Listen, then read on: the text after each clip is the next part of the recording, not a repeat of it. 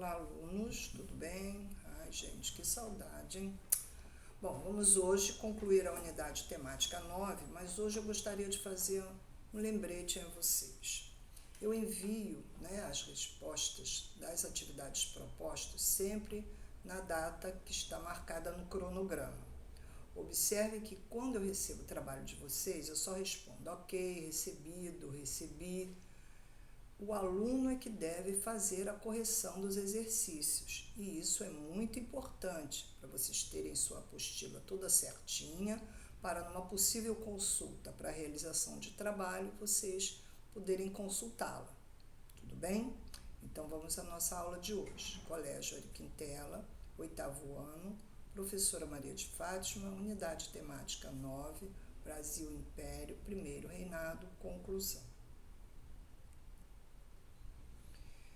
As revoltas do primeiro reinado. Em relação às medidas centralizadoras de D. Pedro I, algumas revoltas ocorreram durante o primeiro reinado, demonstrando o descontentamento de alguns grupos quanto ao governo imperial.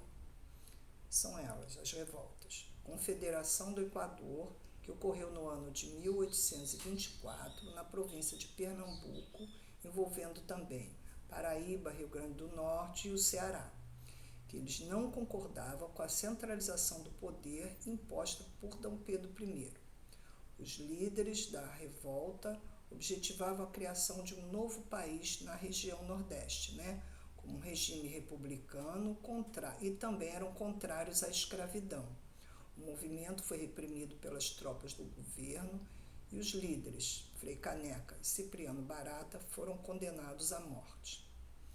Outra revolta muito importante do primeiro reinado foi a Guerra da Cisplatina, que ocorreu no ano de 1828. Anexada ao Brasil desde 1821, a província Cisplatina, que é o atual Uruguai, era anteriormente uma colônia espanhola. Em 1825, as Províncias Unidas do Rio da Prata, o atual Argentina, propuseram negociar a posse da região, que já havia sido disputada com brasileiros alguns anos antes. O governo brasileiro negou-se, dando início então ao conflito. Após 3 anos de batalha, o Brasil reconheceu a derrota e abriu mão da posse do local, contraindo então uma série de dívidas, porque teve o apoio da Inglaterra, mas não conseguiu pagar essa ajuda e ficou endividado o governo brasileiro. Cultura e sociedade. Estamos falando ainda do primeiro reinado. Poucas mudanças ocorreram na cultura e na sociedade brasileira após o Brasil se tornar independente de Portugal, tendo em vista que o projeto de independência foi arquitetado pelas elites, ou seja, pelas pessoas das classes mais altas do país. Suas estruturas sociais e culturais permaneceram praticamente as mesmas desde a chegada da família real no ano de 1808. Bom, aí nós vamos ver então um exemplo dessa permanência dessa cultura, mostrando aí a cena do casamento de D. Pedro I, do segundo casamento dele. A vida na corte durante o governo de D. Pedro I não se reduziu a conflitos e crises, como citamos inicialmente. Durante o seu reinado, o monarca casou-se 2 vezes. O primeiro casamento foi da Maria Leopoldina, em 1817, durou 9 anos, pois ela faleceu em 1826. E o segundo casamento, então, foi celebrado em 1829 com Amélia de Lichtenberg, do qual conhecemos essa gravura feita por Jean-Baptiste Debré. Então, essa foto aí é do segundo casamento de D. Pedro. A sociedade brasileira no primeiro reinado era dividida desta maneira que vamos colocar: a elite nacional, que eram os grandes proprietários de terra, comerciantes e altos funcionários públicos brasileiros.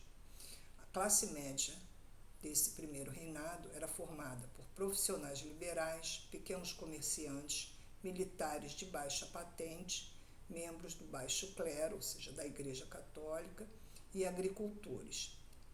Haviam também os trabalhadores livres, podiam ser estrangeiros ou ex-escravos, escravos que já tinham conquistado a sua liberdade, mas que vendiam sua mão de obra, os chamados escravos de ganho, e africanos escravizados, que era a classe mais pobre do Brasil, que não tinham direito algum.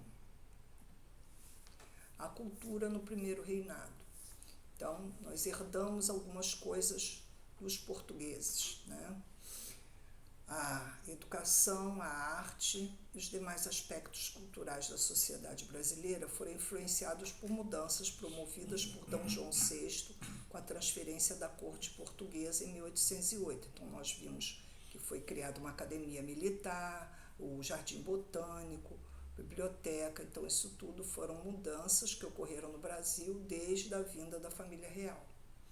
Agora, a cultura popular é fruto da mistura de várias etnias, apresentava grande diversidade com influência dos indígenas, influência africana e europeias nos costumes, nas festas, na religiosidade, entre outros aspectos culturais. O ensino superior no primeiro reinado, né, e a educação feminina era algo bem diferenciado de hoje. Os cursos de direito eram os mais procurados durante o Império, porém eram frequentados apenas por homens. As mulheres, integrantes das elites, recebiam uma educação baseada nos moldes das damas europeias voltadas para a vida matrimonial. E a educação infantil, né, a educação das crianças, desenvolveu-se de forma lenta. A Constituição de 1824 previa o ensino gratuito, mas não contemplava a maneira como as instituições deveriam ensinar. Então, era muito difícil a criança conseguir chegar à escola no primeiro reinado. Crise e abdicação. Abdicar significa abrir mão do poder. Em 1831, por causa de pressões políticas e populares, D. Pedro I abdicou do trono brasileiro, ou seja, abriu mão de ser o imperador do Brasil. Observe a seguir os principais fatores que contribuíram para que isso ocorresse. O aumento da dívida externa, resultado dos empréstimos realizados por D. Pedro I para o financiamento da Guerra Cisplatina. Quando eu contemplei lá a Guerra Cisplatina, eu falei para vocês que o Brasil pediu muitos empréstimos, principalmente para a Inglaterra. Outro fator que contribuiu para a abdicação de D. Pedro foi a oposição ao governo centralizador, a impopularidade do imperador por causa do apoio concedido ao partido português. Então, D. Pedro começou a apoiar apenas os portugueses, e isso gerou uma insatisfação de brasileiros que começavam a pedir pela sua ausência no poder. Ocorreu então no ano de 1831 a chamada Noite das Garrafadas, que foi um protesto contra o governo de D. Pedro I. A nomeação de amigos pessoais do imperador para compor o ministério também foi outro fator que gerou a insatisfação da população brasileira com o governo de D. Pedro I. Com a morte de D. João VI em Portugal, a exigência do retorno de D. Pedro I por parte dos portugueses foi o que coroou a vinda de D. Pedro, então, para Portugal, substituir seu pai e abandonar o trono brasileiro. A abdicação do trono brasileiro por D. Pedro I. Em 7 de abril de 1831, o imperador abdicou do trono brasileiro em favor de seu filho D. Pedro de Alcântara, que na época só tinha 5 anos de idade, partindo para a Europa com o restante da sua família. Como o herdeiro do trono era menor de idade e, portanto, não podia assumir o poder, o Brasil foi então governado por regentes. Então, nessa cena aí, pintada por Aurélio de Figueiredo, nós vemos D. Pedro I, né, junto à sua família, vemos aí a Dona Amélia, D. Pedro II, né, que será coroado posteriormente ainda um menino, e a despedida de D. Pedro. Após a abdicação. Então, como nós falamos anteriormente, D. Pedro deixou uma carta para o seu filho, que posteriormente será coroado D. Pedro II, que viria a assumir o poder bastante tempo depois, porque quando D. Pedro I foi embora ele só tinha 5 anos, mas mesmo assim, ele também escreveu uma carta para seu pai, e essa daí é uma resposta de Dom Pedro I para Dom Pedro II e uma despedida, né? E ele diz: meu querido filho e meu imperador, muito lhe agradeço a carta que me escreveu e mal pude ler porque lágrimas eram tantas que me impediram de ver.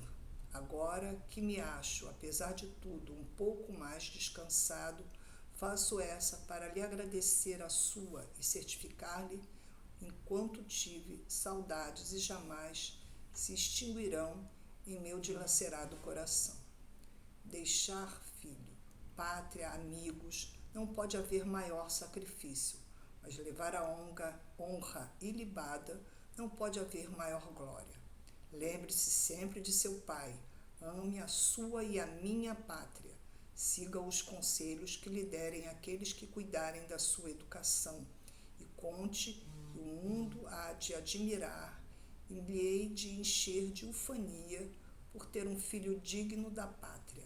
Eu me retiro para a Europa, assim é necessário para que o Brasil sossegue e que Deus permita que para o futuro chegar àquele grau de prosperidade de que é capaz.